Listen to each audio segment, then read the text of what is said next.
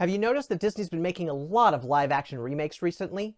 Well, we're going to talk about that right now.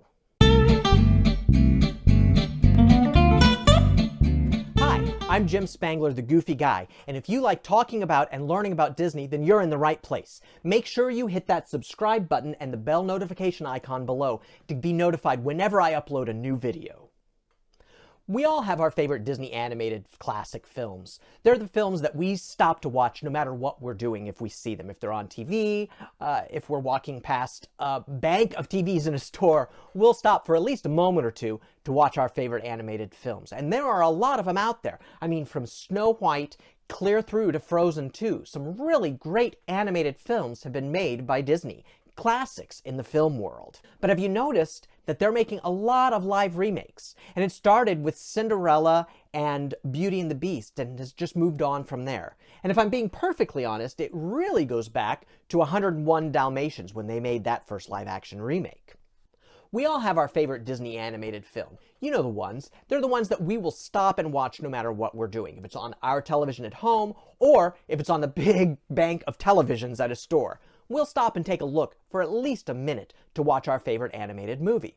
Mine happens to be Beauty and the Beast. I love Beauty and the Beast, and I will stop almost all the time to watch it, because it just makes me happy. And it brings back such great memories for me of when I first saw it. I absolutely love it. But Disney has really started making a lot of live animated remakes, and do we need all of them? Let's talk about why Disney is doing this. Now, this all started back when they made Cinderella, and it was a huge success at the box office. And then they made Beauty and the Beast, and that was another big success at the box office. Understandably, those were really good movies, and they brought new ideas to an old story. They didn't stray too far from the storyline, and they brought new thoughts and new concepts to what this story was all about. And I loved that. And if we're being really honest, it started clear back with 101 Dalmatians back in the 90s. Great movies. I love 101 Dalmatians, the live remakes. Those are really good and really fun. But do we think that Disney's going too far? Do we think that we're getting too many live-action remakes? Let's talk about some of the recent ones that have been created. Let's talk about The Lion King. Now, I know The Lion King was hugely popular at the box office. Why not? It's a great story, great music, a lot of fun to see. But did we need a live-action version of it? I mean, we've got the Broadway production of it, which is brilliant, and I might even argue is better than the animated feature. But did we need a not live-action version? It was computer animated, and really, to be honest, wasn't that great to watch. The animals' eyes always seemed dead to me. They just didn't carry the emotion that the animated feature did.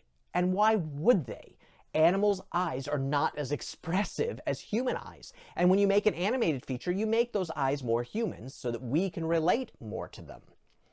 The same thing holds true when we talk about Lady and the Tramp. Now, I realize that was just on Disney+, but did we really need a live remake of Lady and the Tramp? I would argue we didn't. I watched it, and it was okay, but it didn't really hold my attention, and it wasn't really a great movie. It was just okay. And they didn't really bring anything new to the table. They didn't have any new concepts that they brought to the table. Yeah, maybe they made the dog catcher a little bit more villainous and a little bit more of a foe, but other than that, it wasn't a lot to watch and didn't really hold my attention. Now, why is Disney doing this? Well, it's very easy. First of all, they have all of these characters that they want to keep in the public mind. Of course they want to keep Beauty and the Beast at the forefront. They've spent a lot of money on Beauty and the Beast. There are a lot of products out there for Beauty and the Beast. They even have a whole section of Fantasyland, New Fantasyland at Walt Disney World dedicated to Beauty and the Beast. So they want this generation of people, this new generation of kids growing up, to understand and know who those characters are. You don't want them walking in to Fantasyland and going, I don't know who Belle is, why would I meet her? You want them to know, who's that strong guy over there? He looks kind of crazy. Well, that's Gaston. And you want them to know why Gaston is that way. You want them to have an idea. So for that matter, I understand why they're doing what they're doing. I also understand that these movies are making money. Let's be honest. Disney is a business, and they're in the business of making money. Yes, it happens to be with content that we love as fans, and with rides and attractions and things that we love to do and see and be a part of. But bottom line is, they're in it to make money. So they see a way of making money. Those first two movies made money. And so they think that by continuing this trend, they're going to continue making money. My complaint is that I don't think that they're doing quality work anymore. I think they're just pumping these things out just because they know that they'll make money at the box office. And that's not what I think Disney is about. Disney is about making great content. Let's be honest, there are a lot of things that were made before Disney Plus that went straight to video, and it's because Disney knew that they weren't good. It wasn't good content. So why are we making this content that's not great content and putting it in the theaters?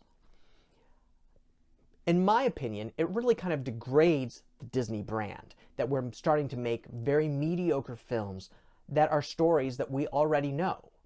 What happened to the times when they would actually re-release the animated movie? Why not re-release Beauty and the Beast to the theaters? They used to do that every 7 years or so with the old animated movies in the movie theaters, and that was great. You could go to the movies, you could buy a box of popcorn, you could sit with your family and watch a movie that you loved again on the movie screen. I would love to take my children back to the theater to see Beauty and the Beast, to see The Lion King, to see Aladdin on the big screen, to see Fantasia 2000, which I think is an underappreciated movie, on the movie screen. It's so much more exciting and so much more beautiful than these live-action remakes that they're doing. I really think that it's an issue. And I think we can all just sit on our hands and wait until they make the live-action Frozen. We know it's going to happen, and we know that that's coming down the road. I mean, they made a Broadway musical that's hugely successful. Good for them. It works, right? I get it. It works. So bring that sensibility and that change and that new thought that they brought to Broadway to a new live-action movie. That's all I'm asking. Just put a little effort into this, instead of just doing what I consider to be a money grab. Everybody knows what a money grab is about, and everybody knows that Disney's out to make as much money as they can. I mean, why else would they have bought Star Wars and Marvel? I understand that this is not what everybody thinks, and I understand that some people really love the live-action remakes. And I'm not saying you're wrong. This is just strictly my opinion. And why don't you share your opinion? Leave a comment down below so that I know what you think and we can talk about it. And maybe we can do another video where we bring up some of those ideas of why people think that they're doing it and if it's a good thing or not. I would love to have that discussion, and I think others would love to hear it too. Also, be sure to smash that bell icon, that like icon, not the bell icon. Bell icon's over here. Be sure to smash that like icon, you know, the big thumbs up down there. Really helps the channel and helps other people find this channel that might be interested in learning more about Disney. Until next time, I'm Jim Spangler, the Goofy Guy, and I'll talk to you soon.